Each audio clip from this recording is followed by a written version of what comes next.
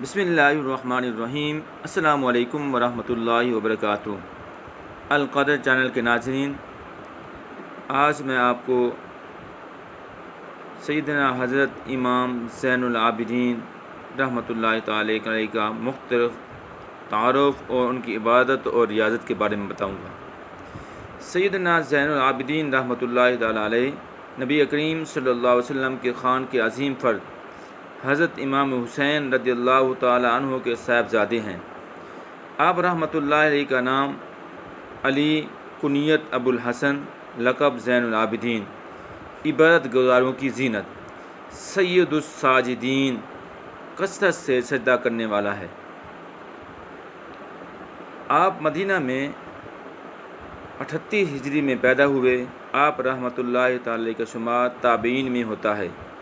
آپ رحمۃ اللہ علیہ نے 2 سال اپنے دادا حضرت سیدنا علی المرتضیٰ کرم اللہ وجہ الکریم، 10 سال اپنے چچا حضرت امام حسن رضی اللہ تعالی عنہ اور 23 سال اپنے والد محترم حضرت امام حسین رضی اللہ تعالی عنہ کی تربیت میں گزارے اور مختلف علوم حاصل کیے۔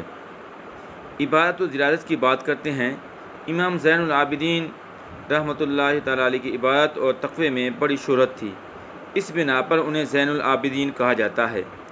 آپ رحمۃ اللہ تعالی علیہ کی عبادت و ریاضت کا یہ عالم تھا کہ آپ رحمۃ اللہ علیہ فرائض ادا کرنے کے ساتھ ساتھ کثرت سے نوافل پڑھا کرتے تھے، اس وجہ سے زین العابدین مشہور ہوئے۔